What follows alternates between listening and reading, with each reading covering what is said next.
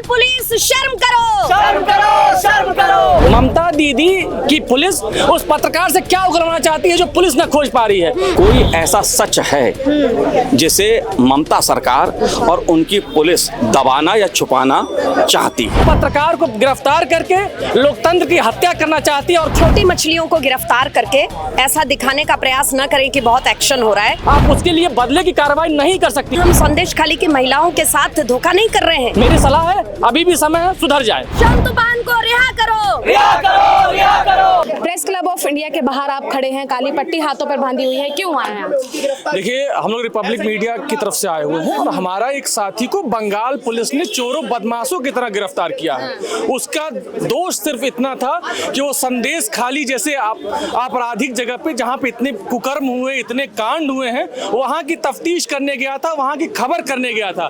ममता बनर्जी ने पहले तो उसको पूरा लॉक कर दिया, पूरे शहर को, ताकि कोई बाहर का व्यक्ति जा ना पाए, जिससे सच्चाई बाहर आ सके। किसी तरह हमारा पत्रकार वहां जाता है तो ममता बनर्जी एक अपराधी की तरह उस पत्रकार को गिरफ्तार करवा लेती हैं। यहाँ सिर्फ गिरफ्तारी तक बात नहीं, उसके खिलाफ इतनी गंभीर धाराएं लगा दी जाती हैं ताकि उसकी जमानत ना हो सके। अब क्या हो रहा है कि उससे बंगाल सरकार हमारे पत्रकार की कस्टडी मांग रही है पुलिस कोर्ट से।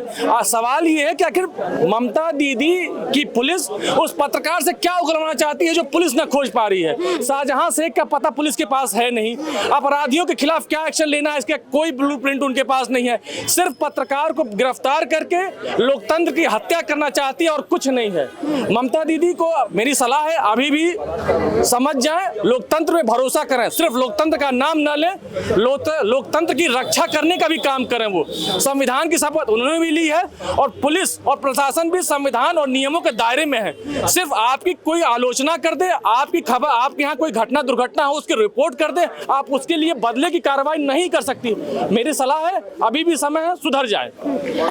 और भी लोग हैं और भी साथी उनसे बात करते हैं। सर, ऐसा क्यों हो रहा है कि जो पश्चिम बंगाल में जो पत्रकार है उनको अरेस्ट कर लिया गया है? ऐसा क्या उन्होंने वहाँ पर संदेश खाली में जो हुआ है, ऐसा क्या उन्होंने वहाँ देख लिया या ऐसा क्या उनके पास है जो इस तरीके की कार्यवाही आपके साथियों पर? देखिए, जैसी पश्चिम बंगाल में जो कार्रवाई हुई है, जिस तरह से रिपब्लिक भारत के जो जर्नलिस्ट को गिरफ्तार किया गया है, मीडिया कर्मियों को जिस तरह से उत्पीड़न किया गया, उसके पीछे एक ही वजह लगती है, कोई ऐसा सच है जिसे ममता सरकार और उनकी पुलिस दबाना या छुपाना चाहती है।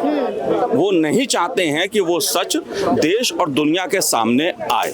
पश्चिम बंगाल में बात चाहे सामाजिक स्तर पर हो, बात चाहे राजनीति की हो और अब पत्रकारिता की, हर स्तर पे एक बात देखने को मिल रही है कि ममता बनर्जी सरकार और उनकी पुलिस ऐसे अलोकतांत्रिक तरीके अपना रहे हैं लगातार और दबाने की, आवाज को दबाने की कोशिश लगातार की जा रही है। वो चाहे सामाजिक स्तर पे हो, राजनीतिक स्तर पे हो और अब जर्नलिस्टों की आवाज को देखिए। फिर आजादी का अधिकार हमको संविधान से मिला है। आप मीडिया को किसी चश्मे से मत देखिए जो ममता बनर्जी सरकार देखने की कोशिश कर रही है।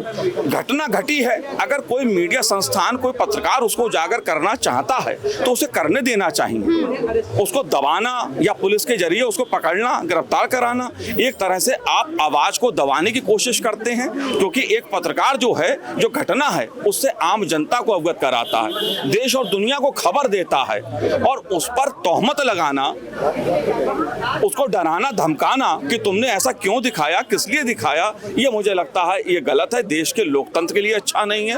पश्चिम बंगाल एक लोकतांत्रिक विरासत वाला, मैं कहूंगा इस बात को, हालांकि वामपंथी सरकार में भी इस तरह के अत्याचार देखने को मिलते थे और वही काम पश्चिम बंगाल की जनता ने उसी अत्याचार, उसी कुशासन राज से मुक्ति के लिए ममता बनर्जी को चुना। लेकिन मुझे ऐसा कहते हुए बड़ा दुख भी होता है कि जिस तरह की राजनीतिक हिंसा पश्चिम बंगाल में होती है और लगातार जिस तरह से पत्रकारों को टारगेट किया जाता है, वो कहीं ना कहीं एक सवाल खड़े करता है। मैं मानता इस बात को भी हूं कि ममता बनर्जी ने अपने जीवन में बहुत संघर्ष किया है, लेकिन एक संघर्ष करा हुआ व्यक्ति या ममता दीदी जैसा कोई नेता, उसके राज में जब इस तरह का अत्याचार प्रेस पर होता है या राजनीतिक गतिविधियों पर होता है या सामाजिक गतिविधियों पर होता है, तो कहीं ना कहीं चिंता होना स्वाभाविक है। तो क्या लग रहा है कि संदेश खाली से क्या ऐसा पत्रकार के हाथ ऐसा कुछ लगा है जिससे उनकी कुर्सी पर बात आ सकती है? देखिए, संदेश खाली में जो कुछ हुआ उसकी तफ्तीश कई स्तर पे हो रही है। राजनीतिक स्तर पे भी ममता बनर्जी वहां पर जो प्रतिनिधिमंडल जा रहे हैं उनको ऐसी खबरें पश्चिम बंगाल से लगातार रही, उनको जाने से वहां रोका जा रहा है। और अब मीडिया जब उसको रिपोर्ट करना चाह रहा है तो उस पर भी अंकुश लगाया जा रहा है, उसको भी दबाया जा रहा है। तो कुछ ना कुछ तो संदेश खाली में ऐसा हुआ है। भाई, उसकी जांच उस तरह होनी चाहिए। और हम तो सरकार से मांग कर रहे हैं इस बात को कि हमारे पत्रकार साथी को क्यों गिरफ्तार किया गया, किस लिए गिरफ्तार किया गया, क्या वजह थी भाई इसकी।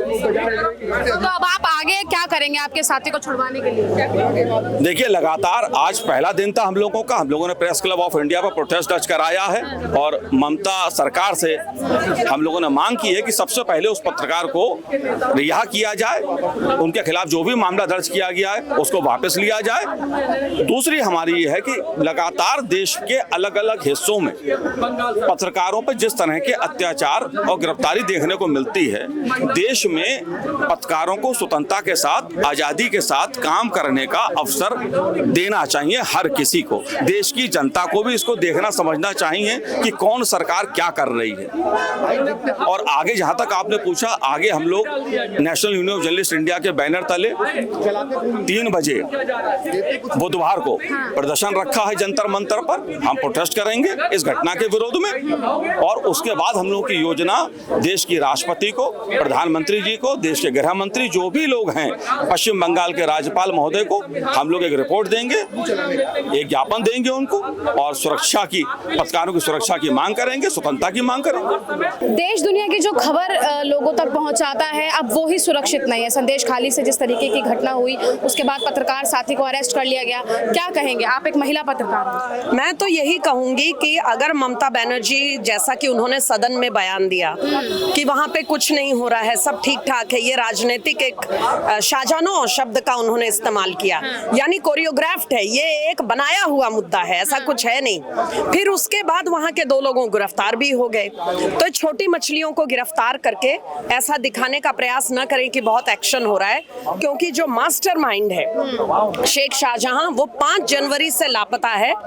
बंगाल पुलिस अपनी जो तत्परता है, जो अपनी चुस्ती है, वो माफिया और गुंडों को गिरफ्तार करने में लगाए। वहां के सच को जानने के लिए जो रिपोर्टर, जो पत्रकार वहां जा रहे हैं, उनको गिरफ्तार करके ये शूटिंग द मैसेंजर की जो नीति है कि सच सामने आ जाएगा इसीलिए जेल में डाल दो, इसको बंद करें और तत्काल संतुपान को रिहा करें।